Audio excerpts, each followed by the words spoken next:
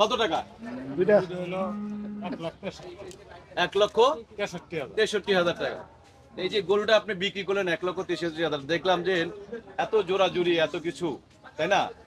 প্রথমে যেভাবে কথাগুলো বলতেছিল আমার মনে হচ্ছে যে মানে আপনি পাওনা টাকা চাইতেছে। না না না, হ্যাঁ, পাওনা টাকা না। পাওনা টাকা চাইতেছে না না নাকি? না, পাওনা টাকা না। আমার কাছে মনে হইলো যে পাওনা টাকা মনে হয় চাইতেছে, সেই টাকাই আপনি দেওয়ার জন্য মানিলো বারবার মানি করতেছে, উনি হাত গুজাচ্ছে আর উনি টাকা নিতে পারছে না। এই জিনিসটা একটু আমরা দেখছিলাম। মূল ঘটনাটা কি হয়েছিল? কত টাকা দাম হয়েছিল গরুর?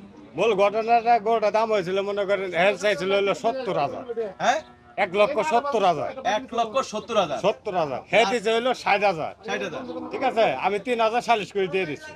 আপনি মাঝখানে মধ্যস্থ মাঝখানে, হ্যাঁ, মাঝখান থেকে সালিশ করে দিয়ে, সালিশি করে হ্যাঁ, দিয়ে দিচ্ছি। আপনি লাস্টে গরুটা দিয়ে দিলেন, হ্যাঁ বিক্রি করবো আর কি। সেও বিক্রি করবে।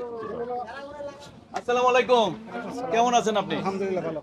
ভাবলাম যে না আপনার কাছে পাওনা টাকা পাবে, আপনি মানিলো সে কম দিয়ে একটু মানে মাপ চাইতেছেন এমন মনে হচ্ছিল।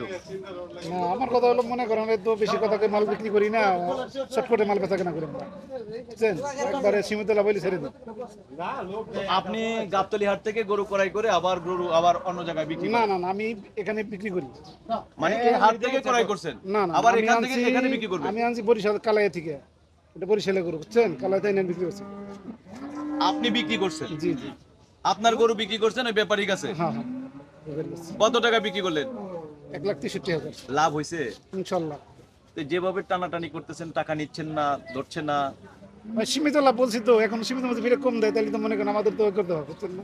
সীমিত। কিন্তু আপনি যখন টাকাটা দিচ্ছেন তখন মনে হচ্ছে যে না, আপনি আপনি এলো টাকাটা দিতেছেন, ওনার কাছে ক্ষমা চাইতেছেন যে না আর দিতে পারবো না, আজকের মতন ক্ষমা করেন। কি বলবো আর কোন? কিন্তু সীমিত লাভ, এখন যদি তারপর কমে জায়গা, তাহলে বুঝেন না? গরু হাটের এরকম আপনাদেরকে দেখায় কোন দুইটি গরু নিয়ে যেভাবে এটা আর এটা খুব